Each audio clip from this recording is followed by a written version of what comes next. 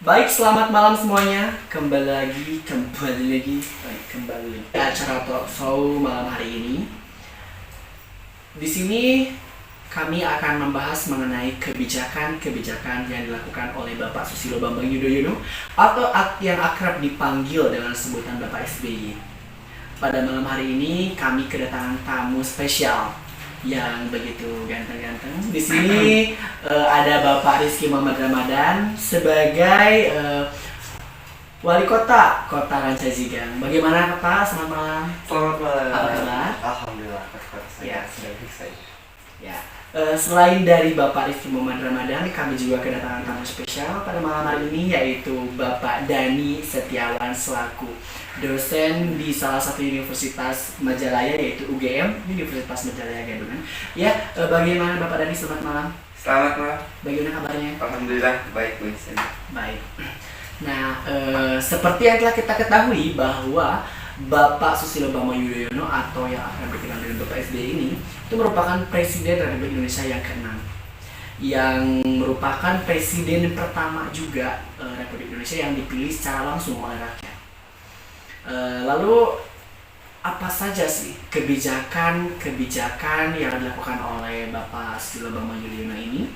Lalu bagaimana pemilu pada tahun 2009 yang menjabat 2 periode. Lantas bagaimana kebijakan-kebijakan yang dilakukan oleh Bapak Susilo Bambang Yudhoyono ini? Dan juga bagaimana kedudukan pemerintahan Presiden SBY pada pemilu 2009? Bersama kami akan kita tuntas secara tajam setajam. Oke, yang pertama nih ya Pak, kira-kira apa saja nih kebijakan yang dilakukan oleh Bapak Susilo Bambang Yudhoyono semasa jabatan? Silakan Bapak Dani dijawab. Salah satu kebijakan Presiden Bapak Susilo Bambang Yudhoyono dalam program 100 hari pertama diprioritaskan masalah kemiskinan, pengangguran, dan pemberantasan KKN. Itu kebijakan yang pertama, Ya. yaitu program 100 hari pertama yang diprioritaskan untuk kemiskinan, terus tadi pengangguran dan juga pemberantasan KKN. Lantas seperti apa sih contoh dari yang kan diprioritaskan untuk kemiskinan itu seperti apa contohnya? Salah satu program pemberantasan kemiskinan yang paling terkenal itu adalah bantuan langsung tunai atau yang sering disebut kita itu BLT ya.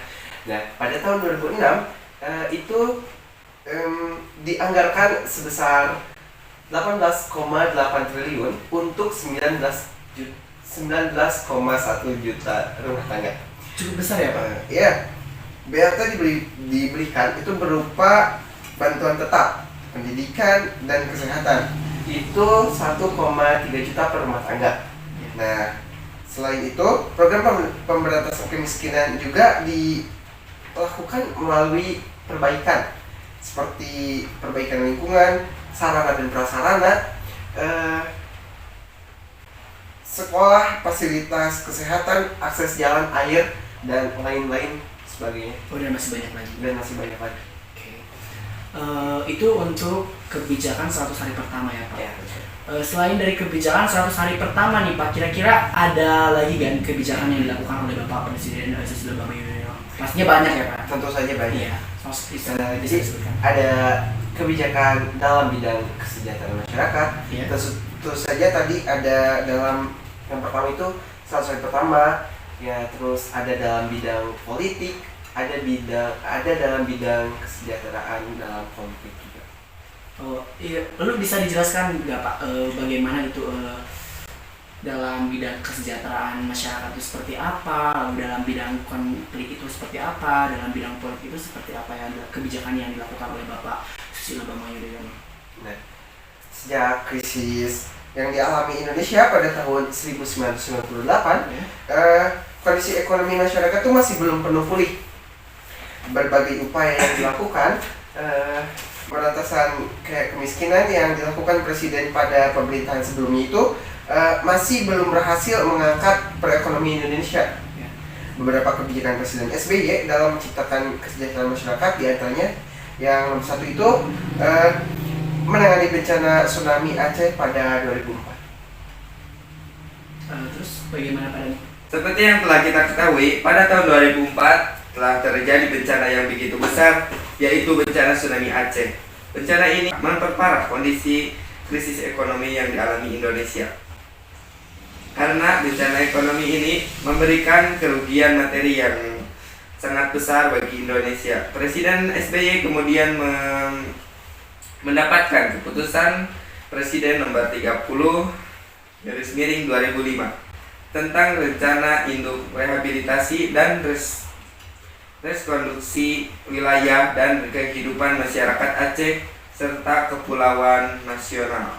Nah, selain itu, dalam menciptakan kesejahteraan masyarakat juga, itu meningkatkan anggaran di sektor pertanian. Ya.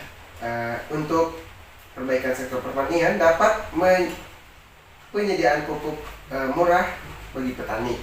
Nah, selanjutnya itu meningkatkan anggaran pendidikan untuk menaikkan bantuan dana operasional sekolah atau yang sering kita sebut dengan dana BOS. Ya. Betul sekali. Dari tunjangan guru, hasilnya Presiden SBY berhasil meningkatkan tingkat putus sekolah dari 4,25% sampai menjadi 1,5% pada tahun 2006. Oh iya, cukup ini ya Pak. Iya, menurut sekali. Ya. Yang selanjutnya itu adalah memberikan asuransi kesehatan pada masyarakat miskin dan menurunkan harga obat genetik. Baik. Lalu ada apa lagi nih Pak masa kebijakan-kebijakan masa jabatan Bapak SBY ini? Nah, kebijakan selanjutnya itu adalah kebijakan presiden dalam bidang politik. Iya. Nah, yang pertama itu ada kayak membentuk sekretariat gabungan atau yang sering disebutnya Setgab. Nah, di sini itu untuk menciptakan pemerintahan yang solid dan visi misi yang sejalan. Yaitu yang kedua juga memperluas wewenang pemerintah daerah dan mengurangi wewenang pemerintah pusat secara seimbang. Selanjutnya, dalam program politik juga mengupayakan birokrasi yang transparan, partisipatif dan dapat dipertanggungjawabkan. Presiden SBY berusaha ingin meningkatkan kepercayaan masyarakat terhadap pemerintah. Dan yang terakhir itu membangun komunikasi yang efektif dengan masyarakat dengan cara memaksimalkan media sosial seperti SMS online dan Twitter. Iya. Lalu apa lagi nih Pak? Kebijakan SBY dalam bidang konflik pada masa pemerintahan SBY, daerah-daerah yang ingin memisahkan diri diantaranya Aceh dan Poso.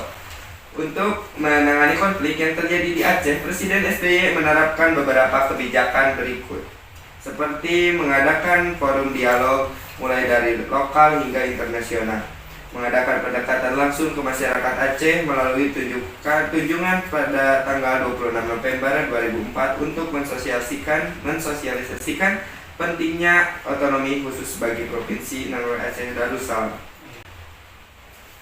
Menurut Bapak SBY juga, solusi militer tidak akan menyelesaikan masalah di Aceh.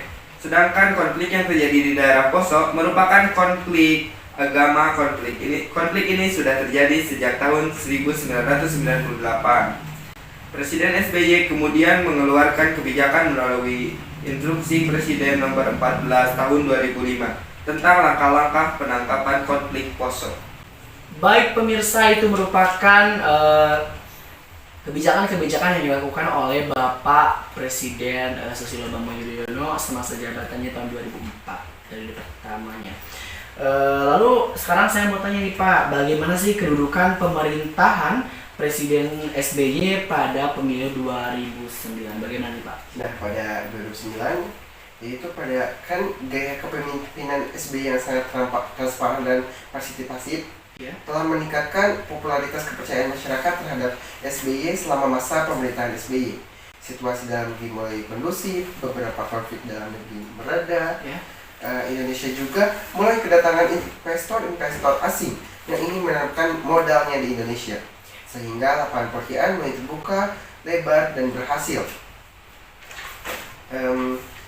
mengurangi angka pengangguran. Berbagai pencapaian Presiden SBY ini dirasakan langsung oleh masyarakat. Ya, hal ini menjadi modal bagi Presiden SBY untuk kembali maju pada pemilu presiden tahun 2009. Kali ini Presiden SBY berpasangan dengan seorang ahli ekonomi yaitu Budiono. SBY dan Budiono berhasil memenangkan pemilu tahun 2009 yang diselenggarakan pada tahun 2009 tanggal 8 Juli. Hanya dalam satu kali putaran mereka mengalahkan Megawati dan Prabowo, juga Yusuf Kala dan Wiranto. Iya. Maaf ya. Seperti itu ya. Oke Bapak, karena waktunya telah habis ya ini. Iya. Kita berbincang begitu sangat panjang mengenai kebijakan Bapak SBY dan juga pemilu tahun 2009. Sebelumnya saya mengucapkan terima kasih Bapak, terima kasih banyak Pak Dani dan juga Pak Pariski Memberdaman yang telah hadir pada acara talkshow kali ini. Baik pemirsa, perbincangan kami mengenai kebijakan yang dilakukan oleh Bapak Presiden Susilo Bambang Yudhoyono kali ini, saya rasa telah dibahas secara tuntas semuanya oleh kedua narasumber kami yang begitu sangat luas sekali pengetahuannya. Terima kasih ya Bapak Rizky Memberdaman, dan sekali lagi terima kasih Pak Dani. Baik, akhir kata saya ucapkan terima kasih dan sampai jumpa.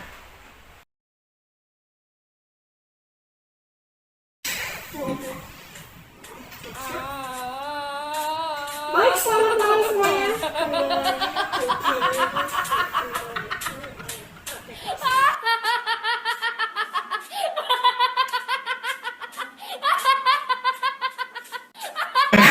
Doa.